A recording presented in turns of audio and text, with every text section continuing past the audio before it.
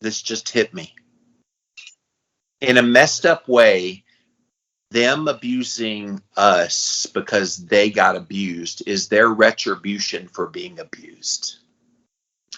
Well, I had to get beaten. I had to get berated. I had to be told all these things. So by golly, son, you're going to feel it too. And you can't break the generational trauma. Are you crying? Trying not to. Because I could see you getting emotional. I think either that or you had a booger hanging. I didn't know what it was. So.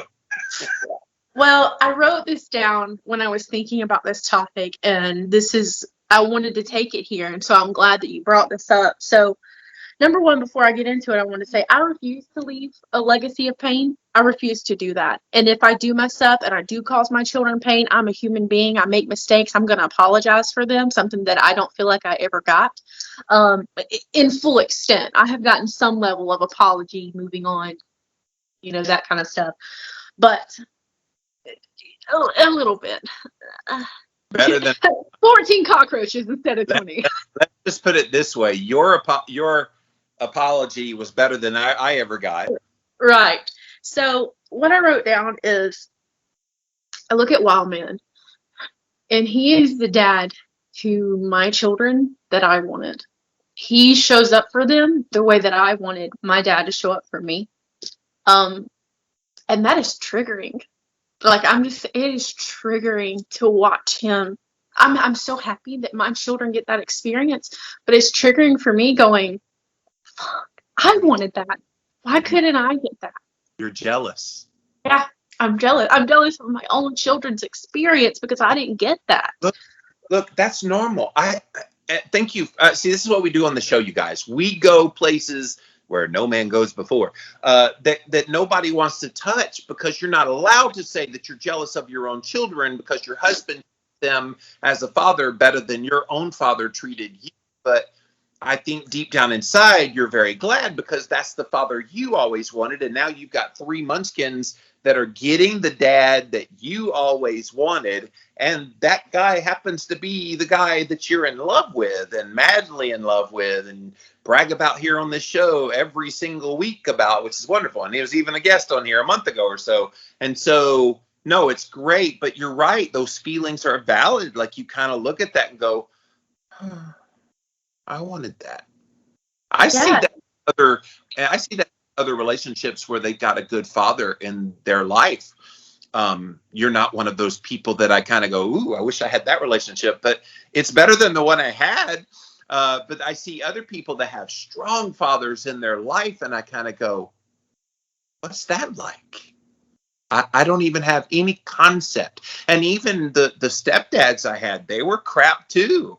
I never had any kind of positive male figure in my life until I went off to college. And that BSU, the Baptist Student Union guy, he was the first male I ever saw in my life that looked normal. Keto Chow is a customizable shake mix that is also perfect for cooking and baking, giving you simple, nutritionally perfect meal options. Keto Chow. Make keto easy. Discover your favorite flavor at jimmylovesketochow.com.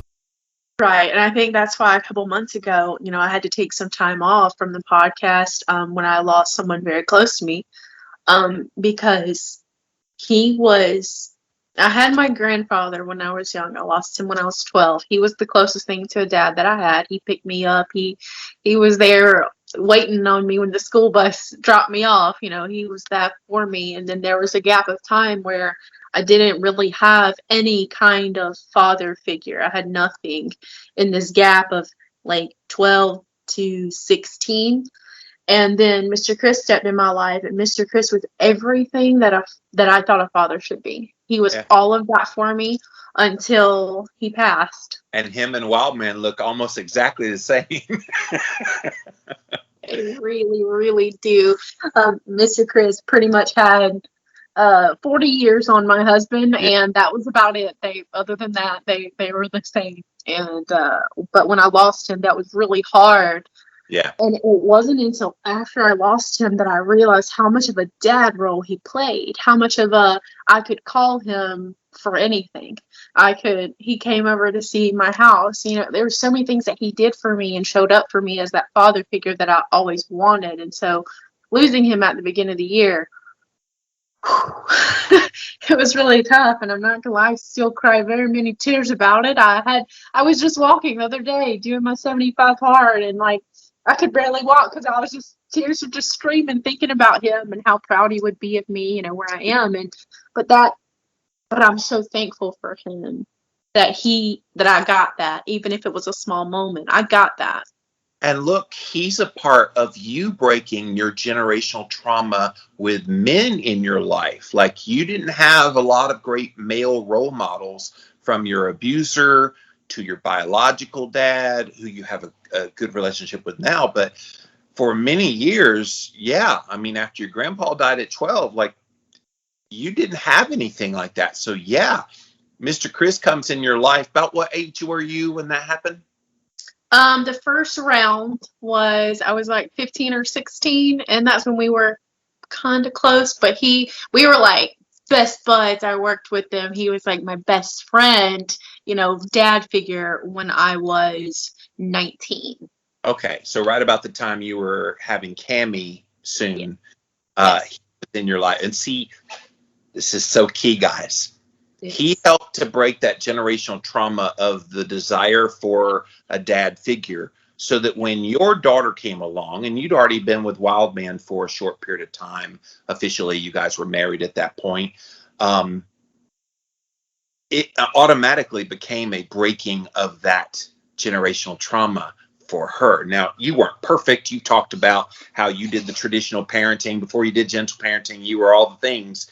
And Cammie remembers those things. It's the younger ones that don't remember mommy being Mommy Dearest and Mommy Beast and Corella DeVille, and but Cammie does. But yeah. Unhealthy mama. Yes. Yeah. So Mr. Chris was kind of a facilitator of you breaking that generational trauma, because had he not come in your life, who would have been the father figure? It would have been Wildman. Yeah, but and that's what makes him so important, is he played such a role in all of it, because Wildman also has generational trauma, guys. His dad wasn't even in his life. His biological father walked out when he was 5, and his stepfather was not. Okay, move on. Well, his stepdad is a racist asshole, basically. Yeah, and he just didn't have that same influence. And even Wildman, he tells the story of at 10 years old, he's like, I want a daughter. And he wanted a daughter since he was 10 years old. And his best friend will vouch for him, because he was like, I want to treat somebody the way that I wanted to be treated. And he's lived up to that. But Mr. Chris coming along just kind of took my whole family under his wing, and he was dad to me, and he was dad to my husband, and he was grandfather, and they called him granddaddy. I literally have called him, I had called him dad, because that's what he was for us. Yeah. And again, I think we didn't realize how much of an impact he made until after he was gone. And so, yes, he was monumental in breaking these cycles. And I think finding a mentor, which I hate saying out loud, because how the hell do you find a mentor other than you manifest it, you look for it? Yes. Fortuitous timing. Like, he came into your life because they had the natural health store, and you needed a job, and you decided to help them out, and you started learning from them, and you started sharing life stories with one another. And that's how you get close. Kind of like you and me, we just bonded over keto and fasting.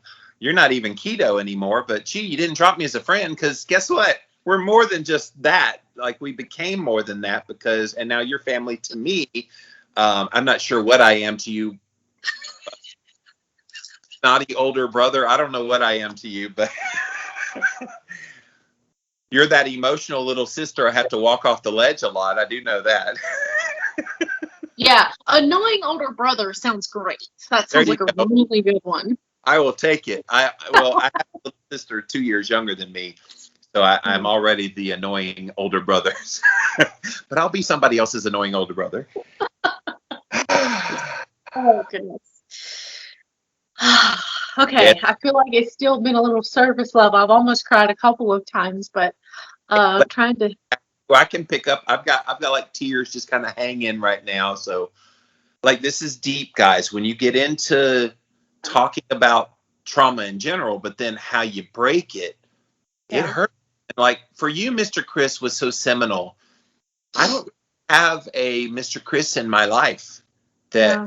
he break that male. I had to figure it out, observe other males in my life. I mean, Adam in the BSU guy in college was sort of kind of that, but he was in my life, out of my life. I still follow him on Facebook, but we're not close by any means. And I guess you just kind of observe and you just grow on your own. Like you start learning why you got abused and just try to process it. And for me, like I'm about to turn 50 this year. I'm still processing a lot of those things, but I'm in a much better place than I was even 2 years ago, much less 10, 20, 30 years ago. I think really the first step when it comes to breaking the trauma is, and we talked about the first step, that's just realizing what happened. Just taking a moment to really dive over what happened to you and how perhaps the person who did whatever they did to you, how their trauma played a role in that and how they were Yeah. passing their trauma on to you and how their trauma was unprocessed and they didn't know how to process and perhaps they didn't seek therapy or do anything to fix it. They Yeah. just said, okay, not my problem here. You have it. And And maybe never did deal with it. yeah, Like absolutely. you got people in your life that were a part of traumatizing you, maybe not the sexual abuse, but in other ways. And they've never been to therapy. I had other people traumatize me in ways, my father included, but other people, none of them have ever been to therapy about their trauma. They're living with it.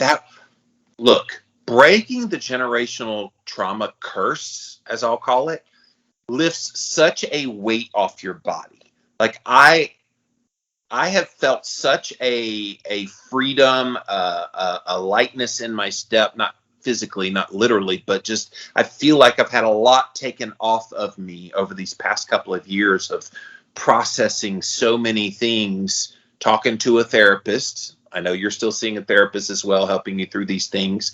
And talking with you. You're kind of a mini therapist for me and vice versa. Hopefully I am for you.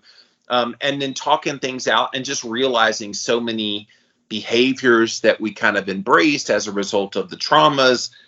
When you kind of start doing this work, it lifts so much off of you that you almost physically feel lighter on your feet.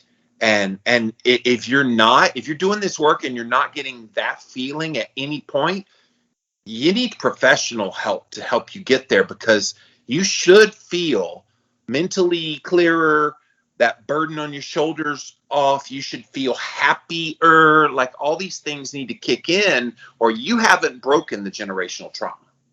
Yeah, and I mean, it won't feel like that every day. I'm not gonna lie. There are some days I wake up, and I'm like, this can.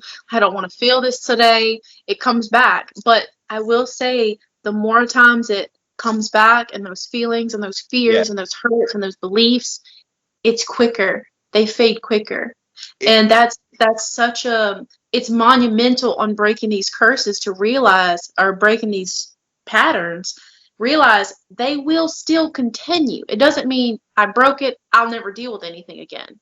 and the triggers are still there. I sent you a video the other day of this guy that's a wonderful therapist on YouTube. I forget his name right now, but he had this great kind of like these unknown triggers that you don't even realize you're being triggered by little things in just the day to day. And as soon as you recognize triggers, then is when you can kind of bounce back quickly. But the triggers hit, you're going to have that momentary, and then you're back. But it takes acknowledging the trigger, knowing what kind of set you off and why suddenly you're having those feelings just bubble up. What do you call it? Your inner child starts speaking, and the adult leaves your body for a moment. It's just the inner child, and it's that inner child going, why are you hitting me? Why are you yelling at me? And if you can keep the adult in the room, while the inner child is there as well, then you can bring that back into line pretty quick. But that's tricky if you're not looking out for these even subtle little things.